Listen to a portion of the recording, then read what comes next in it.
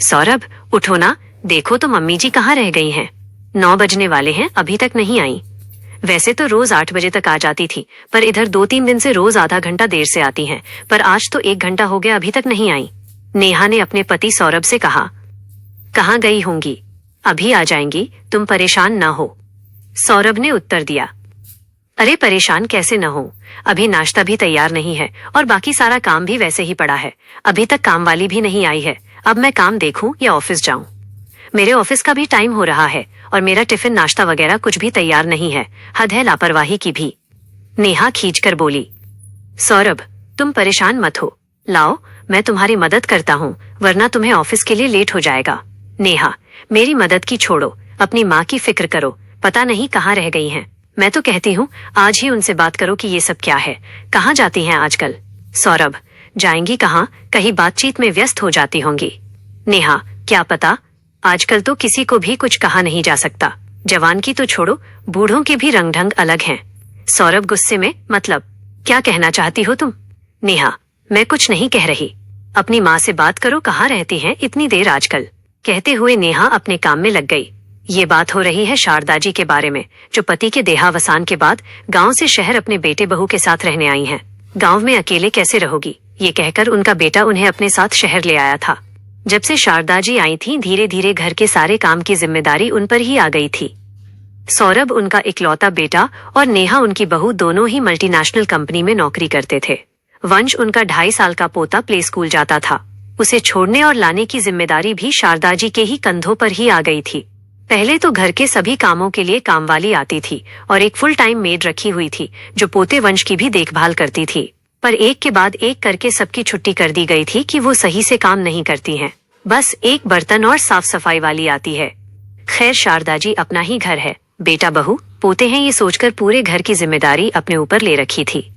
पर इतना सब करने के बाद भी उनकी घर में इज्जत नहीं थी।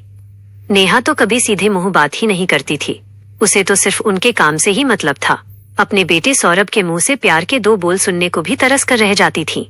पर एक दिन तो नेहा को फोन पर बात करते हुए उन्होंने जो सुना वो उनके लिए असहनीय हो गया था। वो फोन पर किसी से हंसकर बात कर रही थी। अरे, अब बहुत आराम है, वंश की भी चिंता नहीं रहती।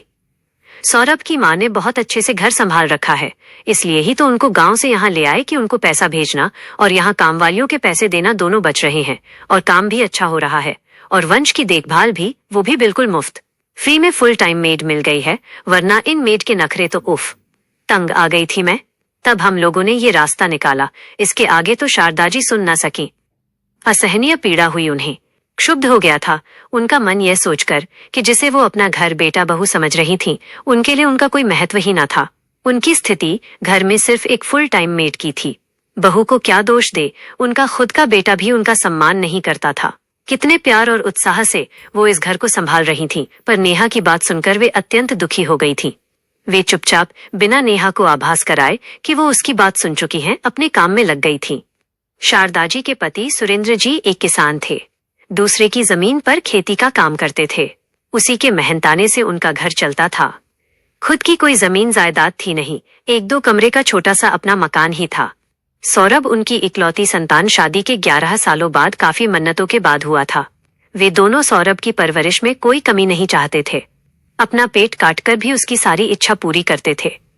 वे दोनों चाहते थे कि उनका बेटा पढ़ लिख जाए और बहुत बड़ा आदमी बन जाए, और सौरभ भी उनकी उम्मीदों पर खरा उतरा था। गांव के स्कूल में हमेशा पढ़ाई में अव्वल आता था। स्कूल की पढ़ाई के बाद शहर आ गया, कॉलेज में दाखिला लिया। पढ़ाई में अव्वल रहने के कारण स्कॉलरशिप मिलती थी। कॉलेज के बाद इंजीनियरिंग की और एक मल्टीनेशनल कंपनी में बतौर इंजीनियर सेलेक्ट हो गया। सौरभ ने फोन कर उन्हें बताया था नौकरी के बारे में, जिसे सुनकर वे दोनों बहुत खुश थे। शारदा जी ने उससे कहा, बेटा अब तो कुछ दिन के लिए घर आ जा, कितने दिन हो गए हैं तुम्हें देखे हुए। सौरभ, क्या माँ, अभी तो नौकरी मिली है, अभी से छुट्टी न मिलेगी। 6 महीने बाद देखता हूँ, छुट्टी मिलते ही आऊंगा। करीब 8 महीने बाद सौरभ आया 2 दिन के लिए, माँ बाबूजी के लिए खुशखबरी लेकर कि वो एक लड़की को पसंद करता है और अगले महीने दोनों शादी कर रहे हैं। शादी की बात सुनकर दोनों पति पत्नी अवाक रह गए थे। अपने इकलौते बेटे की शादी को लेकर उन दोनों के सारे अरमान धरे के धरे रह गए थे। लेकिन सौरभ की खुशी के लिए वो दोनों मान गए। न मानने का प्रश्न ही नहीं था, क्योंकि सौरभ ने अपना फैसला सुना दिया था। अरे बेटा, इतनी जल्दी शादी का इंतजाम कैसे होगा? शारदा जी ने सौरभ से पूछा। माँ, तुम्हें इंतजाम को लेकर परेशान होने की कोई जरूरत नहीं है। शादी शहर में होगी। वहाँ नेहा के पिता ही शादी का सारा इंतजाम कर रहे हैं। अगले महीने आप दोनों को वहाँ आशीर्वाद देने चलना है। खैर, अगले महीने शहर जाकर विवाह संपन्न कराकर दोनों गांव लौट आए थे। उसके बाद शहर जाना ना हुआ। दोनों पति पत्नी अकेले ही रहते थे। सौरभ हर माह कुछ पैसे भेज देता था, पर दोनों कभी भी गांव नहीं आते थे। बस फोन से ही बात होती थी कभी कभी।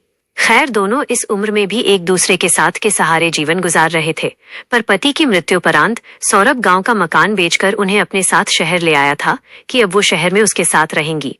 आज भी शारदा जी अपने पोते वंश को छोड़ने प्ले स्कूल गई थी। तब से 1 घंटा हो गया, अभी तक नहीं आई थी। इसी कारण से नेहा खींच रही थी, क्योंकि अभी तक कोई भी काम नहीं हुआ था। तभी शारदा जी ने घर में प्रवेश किया। अरे माँ, कहाँ रह गई थी आप? हम दोनों कितने परेशान थे। सौरभ ने कहा।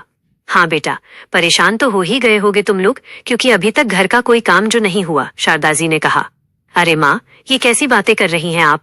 मुझे तो इस बात की चिंता हो रही थी कि इस अनजान शहर में इतनी देर कहाँ लगा दिया आपने। कहीं रास्ता तो नहीं भूल गई? सौरभ ने कहा। मुझे खुशी हुई ये सुनकर बेटा कि तुझे अपनी बूढ़ी माँ की इतनी चिंता है। जुग जुग जियो मेरे लाल। पर अब अपने घर को संभालो तुम लोग, क्योंकि मैं जा रही हूँ। शारदा जी ने सपाट लहजे में उत्तर दिया। जा रही हैं, मगर कहाँ और क्यों? सौरभ और नेहा एक साथ बोल उठे। शारदा जी के जाने की बात सुनकर नेहा और सौरभ दोनों ही चौंक गए थे।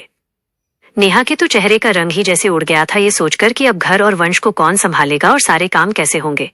जब से शारदा जी आई हैं, तब से तो वो घर में तिनका भी नहीं हिलाती थी। सारे काम और वंश की देखभाल सब शारदा जी ही करती थीं, और वे दोनों निश्चिंत थे और कामवालियों को दिया जाने वाला पैसा भी बच रहा था। पर माँ, आप कहाँ जाएंगी? अब तो गांव का मकान भी नहीं है और इस उम्र में आप अकेले कहाँ रहेंगी? आपको यहाँ क्या परेशानी है? सौरभ ने पूछा। बेटा, तुम्हें इस सब की चिंता करने की कोई जरूरत नहीं है। मेरे रहने और खाने पीने सबकी व्यवस्था हो गई है। क्या? कहाँ रहेंगी आप? सौरभ ने आश्चर्यचकित होकर पूछा। वो मुझे एक डे केयर में काम मिल गया है। वेतन भी अच्छा देंगे और साथ ही रहना खाना भी। कल से मैं वहीं जा रही हूँ। क्या आप डे केयर में काम करेंगी और वहीं रहेंगी? ये आप क्या कह रही हैं माँ? कम से कम मेरी इज्जत के बारे में तो सोचा होता। शहर में मेरी कितनी इज्जत है और उसे धूल में मिला रही हैं। सौरभ गुस्से में बोला। अच्छा मान जी, इसी वजह से आजकल आपको देर हो रही थी। आपको अगर यहाँ कोई परेशानी है तो हमें बताइए, पर आप यहीं रहिए। क्यों इस तरह के काम करके हमारी बदनामी कराना चाहती हैं आप? नेहा भी सौरभ के सुर में सुर मिलाते हुए बोली। नेहा की बात सुनकर शारदा जी मुस्कुराई और बोली, बहू, काम तो काम होता है, और फिर वहाँ काम करके मैं सम्मान के साथ रह सकूंगी। और फिर फुल टाइम मेट से तो मुझे ये काम ज्यादा अच्छा लगा। जितने घंटे की नौकरी उतने ही घंटे काम करना होगा। शारदा जी की बात सुनकर नेहा के चेहरे का रंग उड़ गया था। वो एक भी शब्द न बोल पाई। और हाँ, तुम लोग अपनी बदनामी की चिंता मत करो। आखिर तुम्हारी माँ हूँ, अपने बच्चों की बदनामी हो ऐसा कैसे सोच सकती हूँ? मैं इस शहर से दूर दूसरे शहर जा रही हूँ, जहाँ तुम्हें कोई नहीं जानता। शारदा जी सौरभ और नेहा की ओर मुखातिब होकर बोली और अपने कमरे में चली गईं। सौरभ नेहा अवाक खड़े देखते रह गए थे।